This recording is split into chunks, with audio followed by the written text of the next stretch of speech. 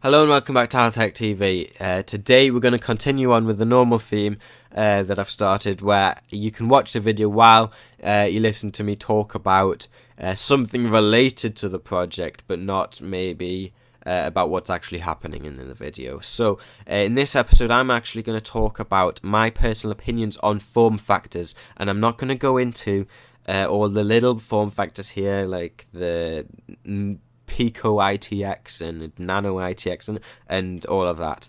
I might make references to certain ones, but I'm going to stick to mini ITX, micro ATX, standard ATX, and then above standard ATX, so any that's larger, basically. I'm not really going to name specifics from that point onwards.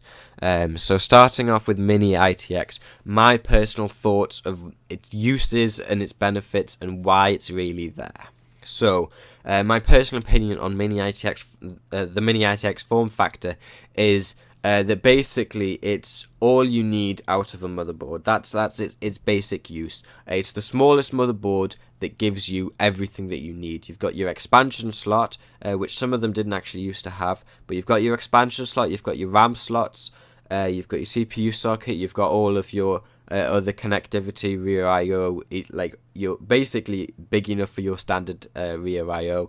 You've got all of your SATA ports. You've got your front I/O, USB 3, USB 2 connectors, all of that. You've got everything in the smallest form factor, and it does things that other motherboard form factors don't do. That is beneficial in some regards to aesthetics. So for example, you do get some mini ITX motherboards out there that have the 24 pin lined up right beside the RAM modules, which means that if you were to use a braided cable, you get the braided cable that you can then loop over the RAM modules and into its socket, and that on its own looks really, really nice. So you get little things like that that really help the aesthetic of the mini ITX form factor. So you get everything you need out of a very, very compact form factor, and you can make it look nice as well. So moving on to micro ATX. Micro ATX, it's a step up in my eyes from mini ITX. Mini ITX, you get everything you need. You can build a very powerful system out of it, but micro ATX is it's basically the limit to everything that you will need for most people.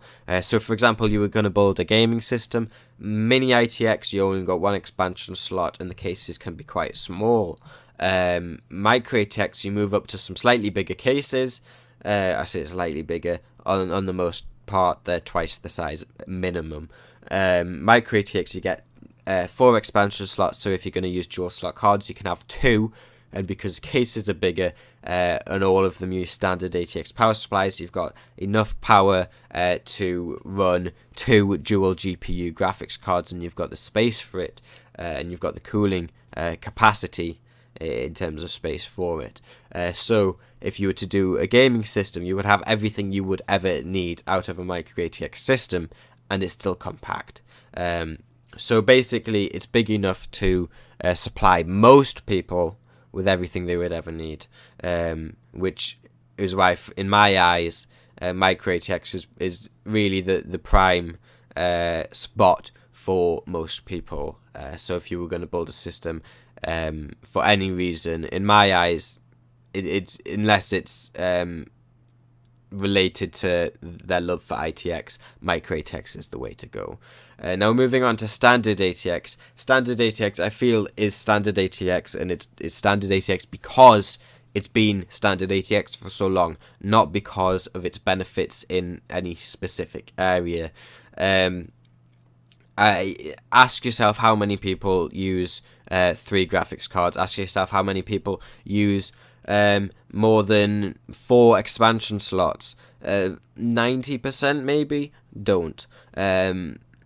There will be some people out there that disagree with me because they do, but they are still a minority, and we have to accept that fact that very few people actually use even more than 1 expansion slot with a dual slot card. So standard ATX, I feel, is standard ATX because it has been standard ATX for so long. And it really, the amount of people out there that need it are very specific and is mostly professional use only in regards to actually taking advantage of it. So the kind of people that will need a dedicated network card, a dedicated sound card, and then maybe some CUDA cards and that kind of thing. The kind of people who are looking more at workstation motherboards or server motherboards rather than just your standard ATX consumer motherboard. So in my eyes, standard ATX is kind of pointless for most people, and I would personally, if I was just the general consumer, go with micro ATX.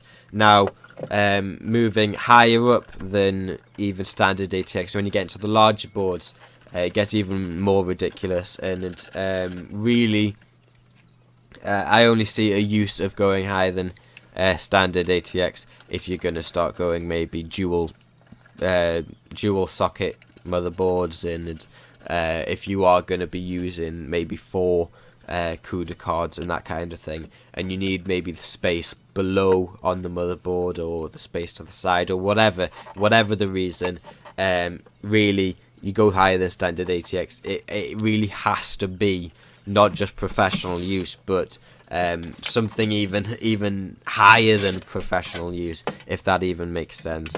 But yeah, so that's my personal opinion on motherboard form factors. So yeah, goodbye.